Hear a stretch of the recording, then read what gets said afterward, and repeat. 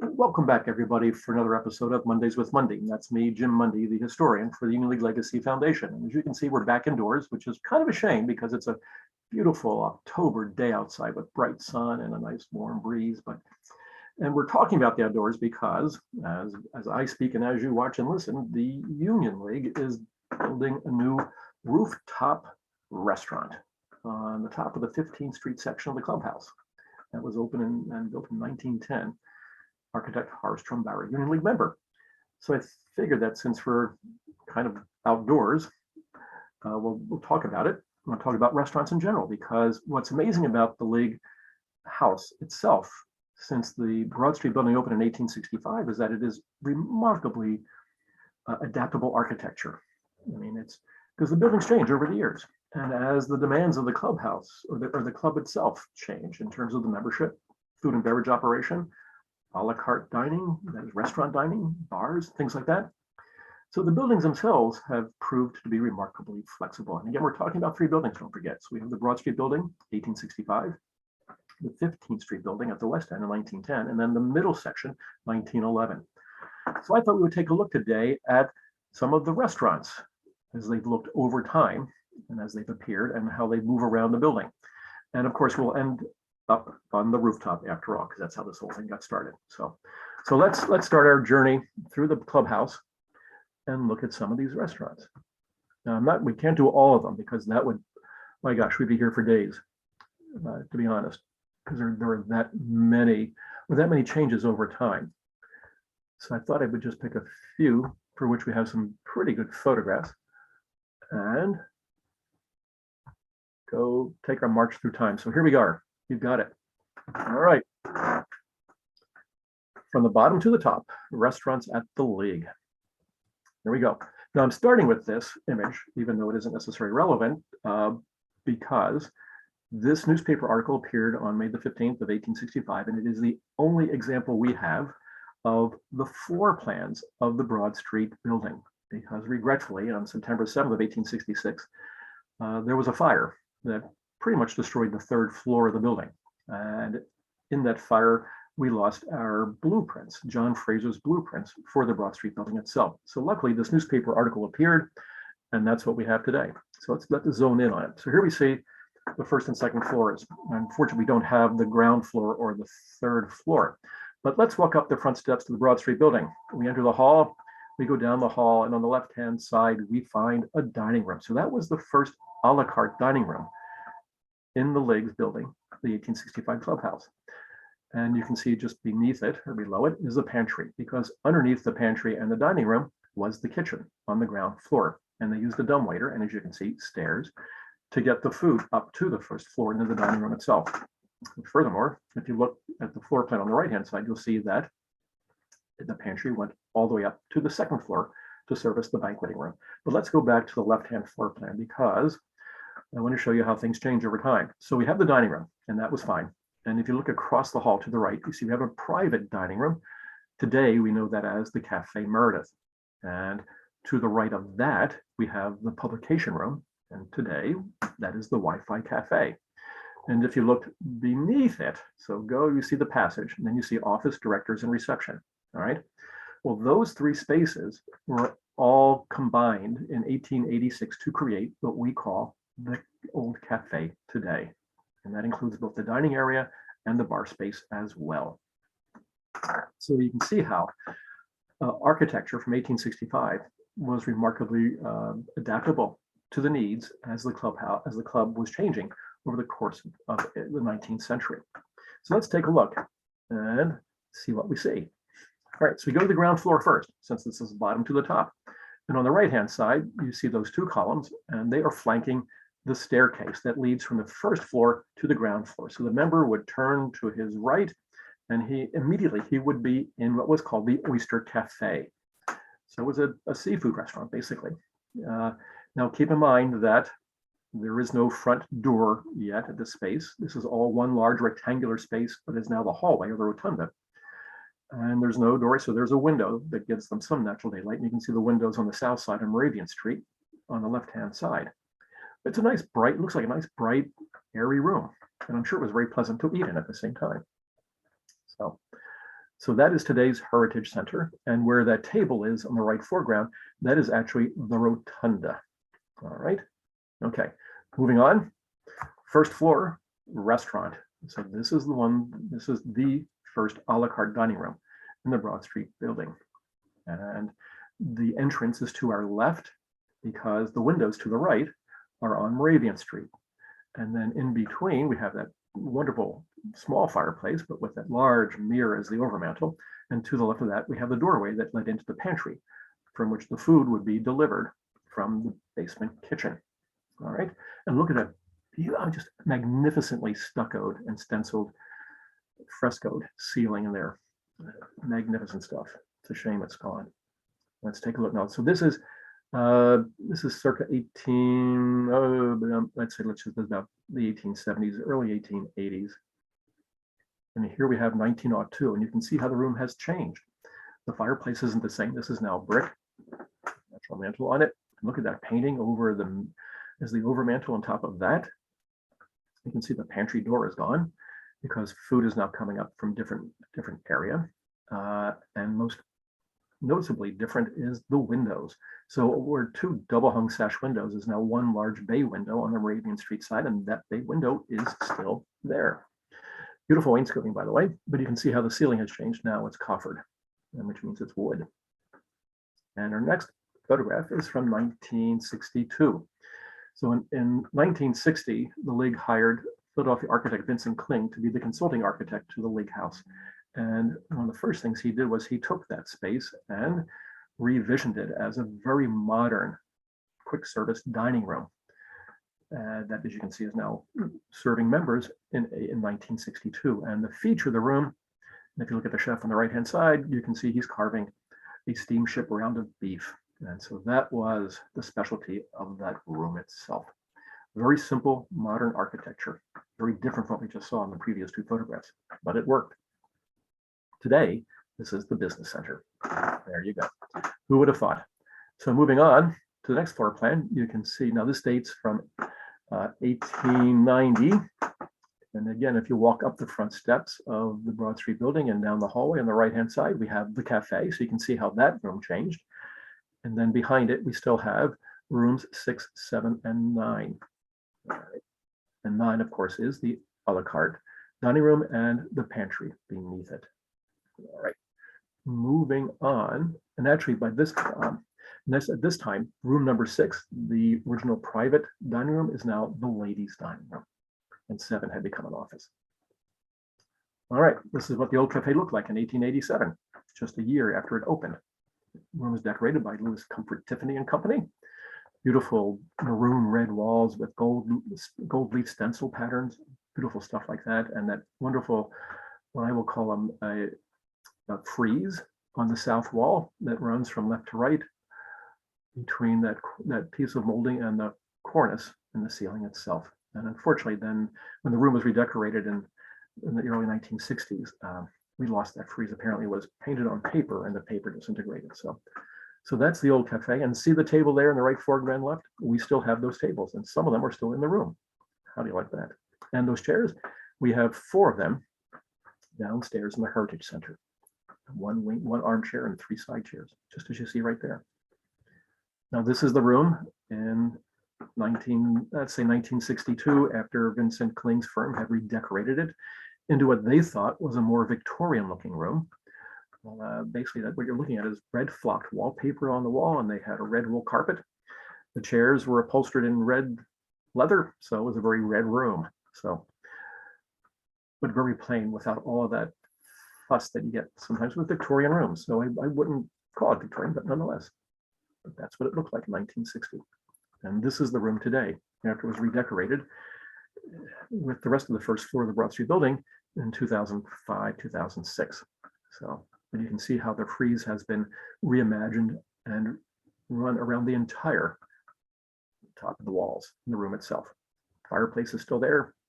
The chairs are still there, reupholstered, and even some of the tables are still there, like off to the right-hand side. So wonderful room. But again, it shows how the room how the space has been adapted over the years to meet current culinary, cultural requirements and needs. And that bar, by the way, it's got to be the best bar in Center City, Philadelphia.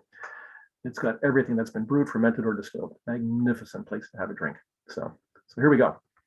Next, all right, this is that room off to the right-hand side of the ladies' dining room. This was room number 7 in the floor plan. Then it was known as the Colonial room, and this is circa, 1902. And you can see how that mirror overmantel is there with that beautiful pediment, so very neoclassical, wainscoting, right, and the upholstered chairs and that beautiful table. And that door/window on the right-hand side is now in the Cafe Meredith. So what does this room look today? Here we go. It's the Wi-Fi Cafe. You can see how it's been redesigned. Now, this is not as it looks today, but this was I guess one of the earliest or first iteration of the room after it became the Wi-Fi Cafe. So you can see how that beautiful blue glazed tile mantle is still there surrounding the fireplace. We've lost the overmantel. We have portraits instead. And the wainscoting, the barrel vaulted ceiling is still there. It's a magnificent place to eat today. All right. And as you look through the door on the left-hand side, you can look out into the hallway. You can see Sheridan's Ride. All right, let's move on. So here we have a floor plan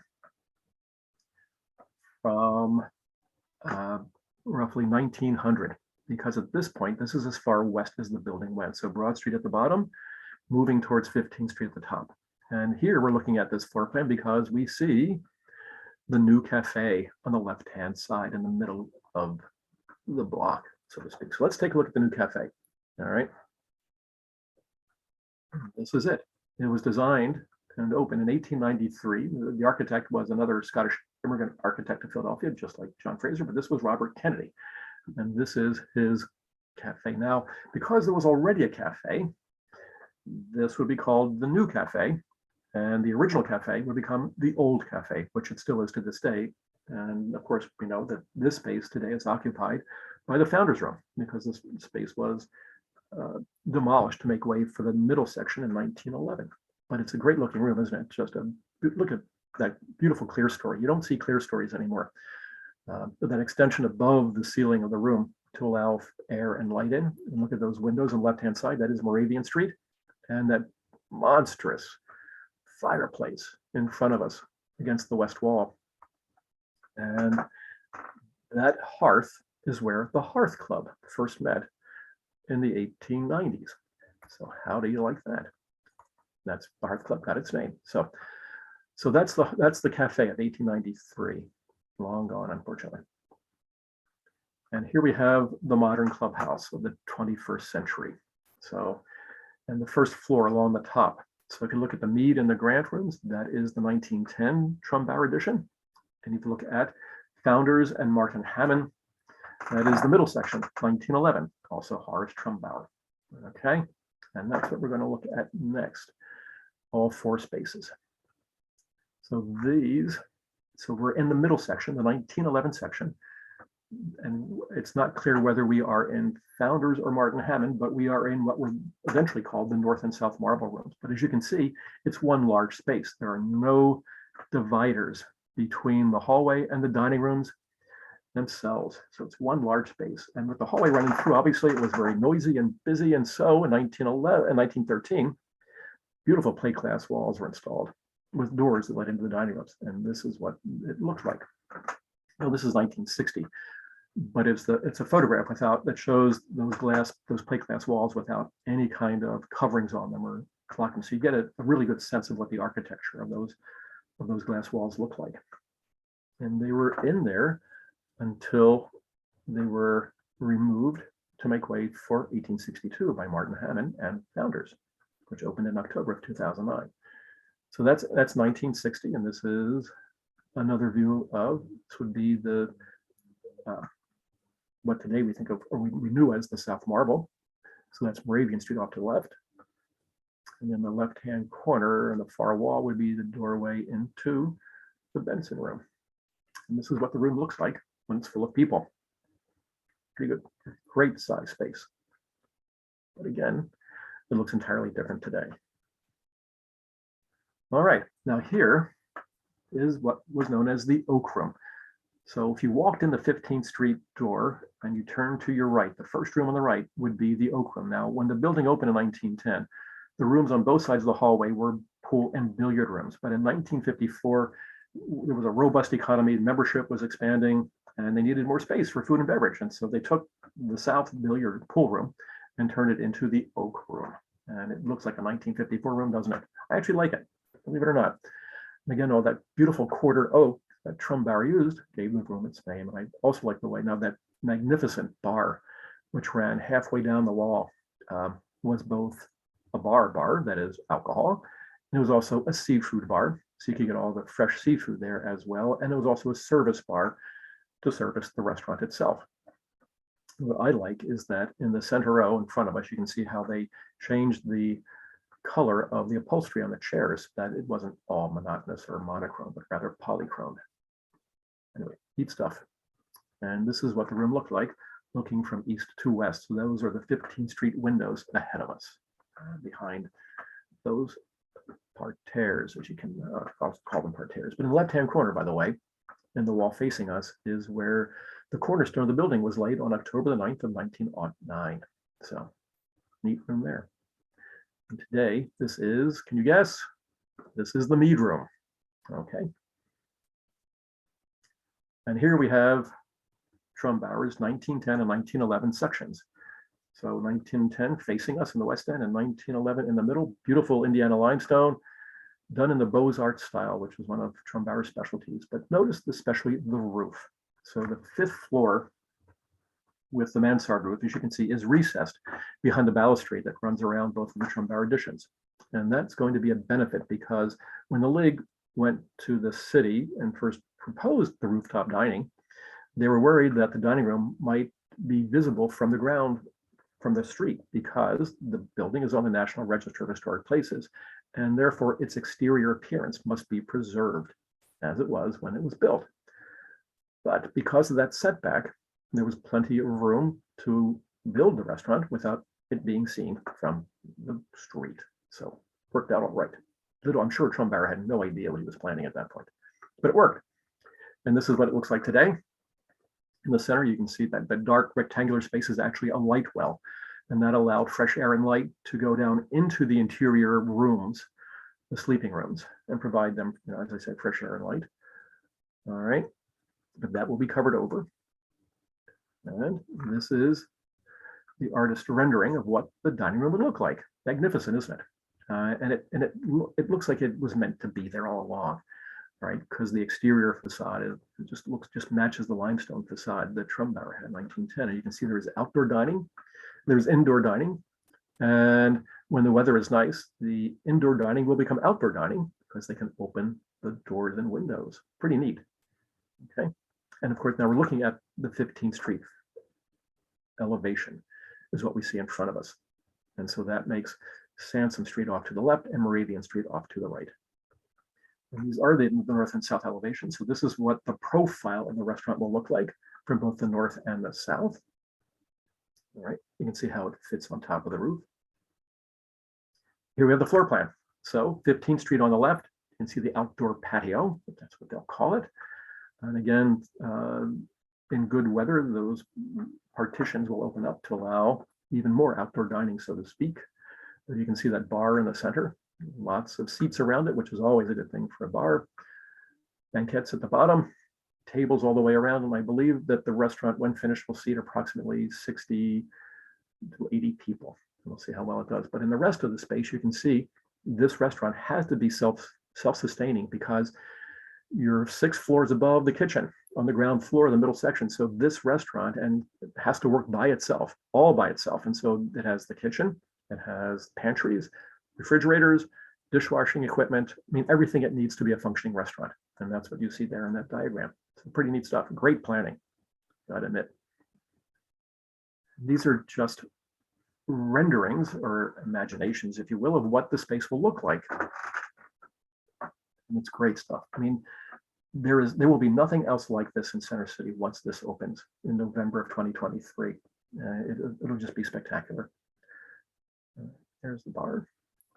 And look at this. Can you imagine sitting out there on a beautiful even a fall night when it's still warm and the lights in the city come on and the stars come out. It's going to be the single best place to get a drink in Center City, Philadelphia, with that view. Look at it; it is just fantastic. So all good stuff. And this is what the construction project actually looks like. So they've begun working on it. You can see the light well there in the center, popping through, so to speak. And so construction has begun, and it is expected that it will go on until November of 2023, when everything will be ready for the grand opening. So we'll see if that works or not. So everybody, just salivate while you're waiting for this space to be open, because it's going to be incredible. So there we go. From the bottom to the top, a brief history, shall we say, a brief journey through the restaurants at the Union League from 1865 to 2023 eventually. So thank you for joining us. I hope you enjoyed this little walk through the League's house. And we hope to see you in 2 more weeks. So in the meantime, everybody stay well, stay healthy. Thank you for watching, and we'll see you then. Bye now.